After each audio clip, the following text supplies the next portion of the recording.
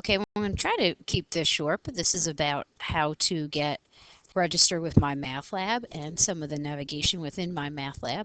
Before you do that, you are going to need to log into Moodle from the Mitchell main page. And when you log in, you will see all of your courses listed here. You certainly won't have as many as I have here, but we are Math 140 I-80. And when you click on that, this page will open up. The important thing that you will need right now is this course ID, Demella 36864, and you can get to the MyMathLab website by clicking on this link. So you don't have to remember the URL. When you click on that link, it will open up in a new page, and we are going to need to register. Now, whether or not you've used MyMathLab before, you're going to have to go through the registration process. You're going to register as a student, and it is going to ask you for that course ID that we pulled off that Demella with the different numbers there. And you hit continue, and it says, okay, I found it. It's at Mitchell Community College. This is when the course ends. Here is your instructor. If you've had a Pearson account before with MyMathLab, you've taken 070, 080, or 151, you can log in that way. If you have not, then you're going to need to create an account. And you'll have to fill out all of this information, accept the license agreement. Don't take that. Very important, email address.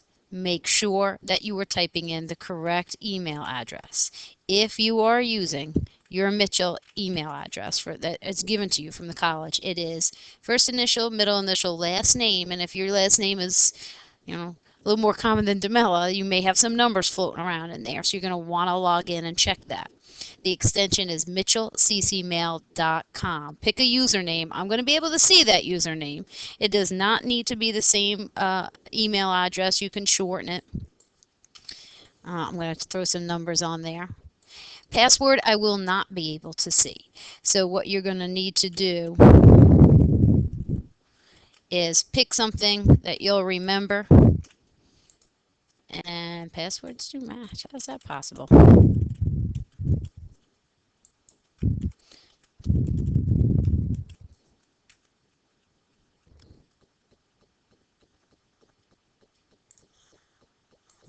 There we go.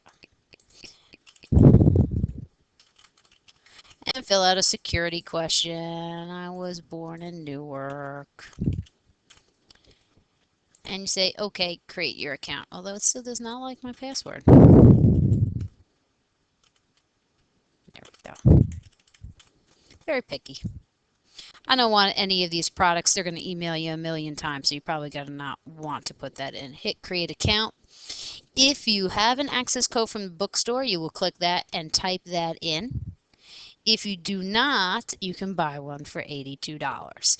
The good news is if you have not purchased this from the bookstore, the $82 will contain an ebook, so you won't need to purchase a separate textbook for this account.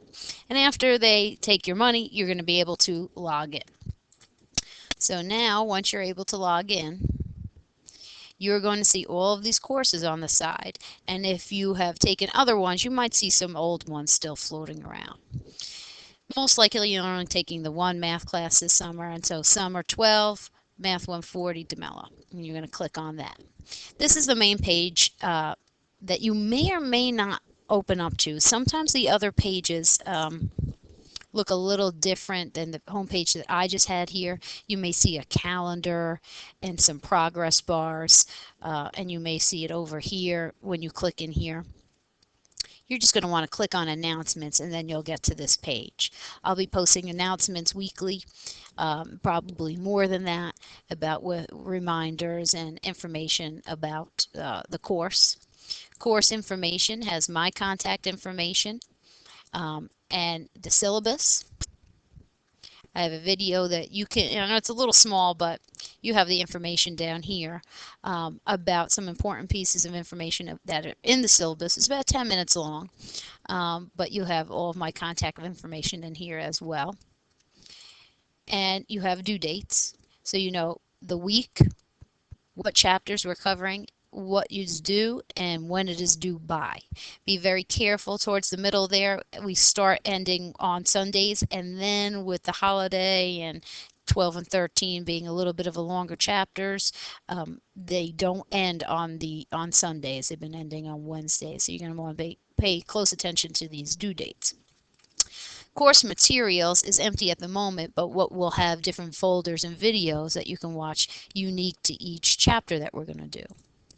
You're going to do all your homework in your homework tab, which is not visible right now because the course hasn't started yet.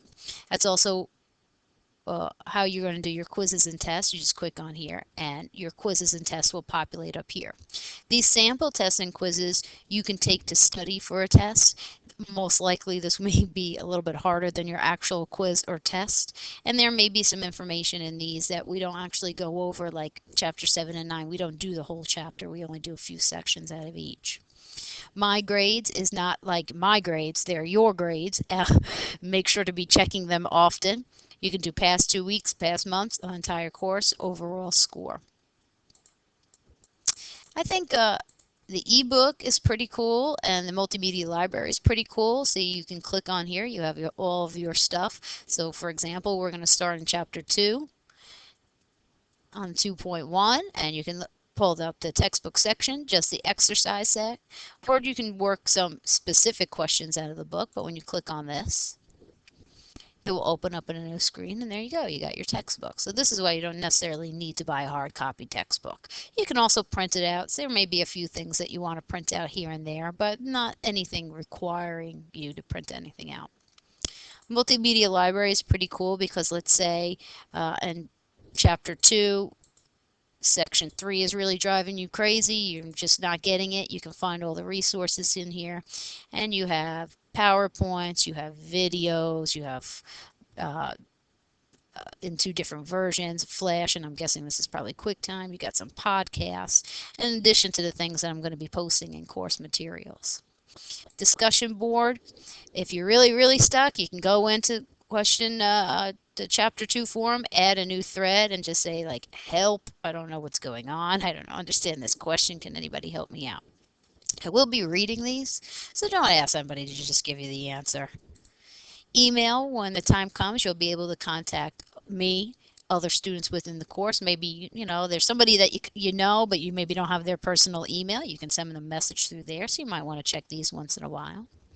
I will be asking you to fill out a home page, which is really just your information in the event something happens and I need to contact all of you. Sometimes what we have in WebAdvisor is not actually the most current, right? You're probably not giving Mitchell your personal cell phone number, but you might want to give it to me. God forbid something happens. Super important is the browser check. MyMathLab, if you have not used it before, is a big pain. You will need to run this browser check because it needs a boatload of things. You will need this TestGen plugin, which I will speak about in a minute. You need Flash, you need Reader, you need QuickTime. This third-party cookie check, look, just go through it, and anything they tell you to install, install it. I've been using it for years. Never got like some kind of crazy Trojan virus from MyMathLab. It's a math software. Like, nobody cares about it. Install all that fun stuff. TestGen plugin, if you go back to Moodle, is right here. This is what's going to allow you to do your test and your final. You must install it and check it before you go to sit down and take the test. Don't wait, like a test closes at 11:55, don't start it at 10:55. When you click on this link, it's going to bring you to the page. There's a PC and a Mac download. Click on the PC, save it, and then run it from your desktop. Sometimes when you go in, it says, oh, I installed it. No, it didn't. Like it thinks it did. It just downloaded it. So you're going to have to go through the install process. When you are done installing it, you're going to have to make sure all of those pop-ups and all those kind of fun things are turned off. And also make sure to watch out for these red bars at the top, or beige bars at the top, to run whatever ActiveX is and WrapperX. I don't know what either one of those things are. I just know you need them in order to see the test. The other cool thing that I have on here is a virtual TI. You click on this and you save it. I'm just going to save it well, it looks like it's going to my downloads, but if you save it to the desktop or wherever, double click on it, you're going to want to click on here, and you're going to have all of this stuff on here. Now, when you download it, you may have to extract it. You may not. Kind of depends on what version of Windows you're running and where it's going. You may also want to take it out of your downloads folder and drop it on your desktop. What you're going to want to do is run the one that says application or .exe. If you double click on that, okay, it says extract all, and let's put it on our desktop.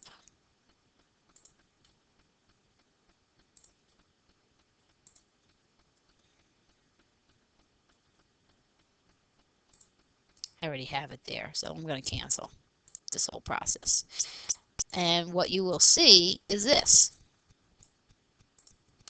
And when you click on it in there, see now, sometimes you can see the extension, sometimes you can't. Again, it depends on what version of Windows you're running. If you click on that, your calculator is going to open up. Now, more than likely, the 82 is going to open up. And we don't like him. He's really old. Now, you can do what you have to do in here, but you're probably more comfortable with the 83. So what you want to do is put your little pointer guy on there, right click, go down to Set Calculator ROM Version. You have the 83, the 89, and the 92. Click on the 83 tab and then highlight it and hit OK, and then you're good to go. Now, it works just like a regular calculator, so you have to turn it on. And you have to clear it. And you can use your number keys on here, but you're probably just going to want to type in here. So that in the later chapters may be useful for you later on. And that is some of your information that you can get from your Moodle page and from Course Compass.